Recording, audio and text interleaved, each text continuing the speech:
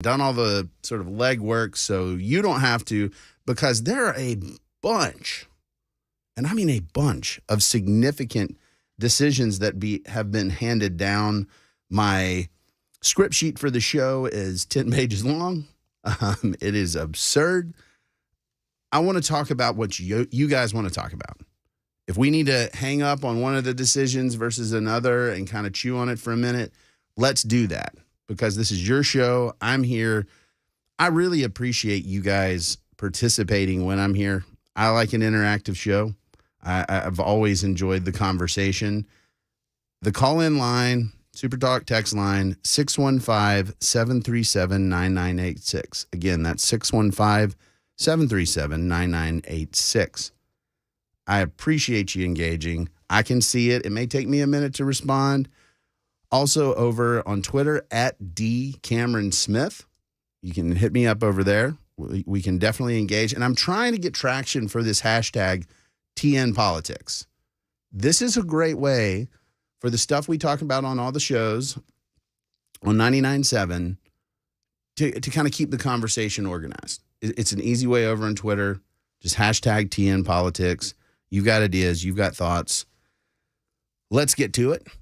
I want to start out, the garden goodies are coming in. I want to be real specific about that. Your squash, tomatoes, I know it. They're coming in. Shoot me some pictures. I want to see the production of the produce. I know there are some avid gardeners listening. I am one of them. And so I got an email from my dad this morning. He said, the squash is in. And I'm like, that's it? And the answer is yes. But he's got some tomatoes, everything. Our tomatoes are coming in. This is my favorite time of year. Fresh produce from the garden. So shoot those around. Super Talk text line, Twitter. Love to see it. I have no other way of saying this other than this is a Supreme Court super show. That's it. There are plenty of other things I guess we could talk about. There are various Biden clips out there that prove, again, that he's barely there, and we could talk about those. But really the actions in the Supreme Court on the way in, this may shock y'all to learn. I love to listen to CNN on the radio. Why? Because those are viewpoints that I don't hear all the time and that I don't support. My MO is always make sure you're getting a good diet intellectually. Make sure that you're listening to things that you're like, oh, I do not like that. And listen to the things you like too. But if you eat candy all the time, your teeth will fall out. If you only listen to things that sound good to you and then turn off everything else, you're going to be an idiot.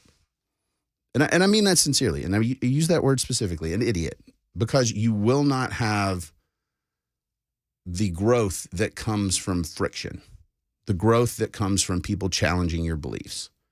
So I get it and I understand it, and I appreciate your patience with me when I try to, force some of the thought moments of, hey, are we thinking critically about the thing that we like? But it's really important. That's growth. I don't care whether you're in a gym, whether you're running. I mean, everything worth doing and having, there's some resistance. And so make sure that you're not just munching on intellectual candy and then unprepared when you face an actual challenge. And I'm going to say this, and for the Tennessee state legislators listening to the show right now, I think this is part of what's happening. I've got a column that reflects this out in the Tennessean, that when you don't have challenge, when you don't have a serious Democratic threat in a general election, you kind of get a little sloppy. And what I've seen lately has been activists, liberal activists who don't like some of the laws passed through the Tennessee legislature.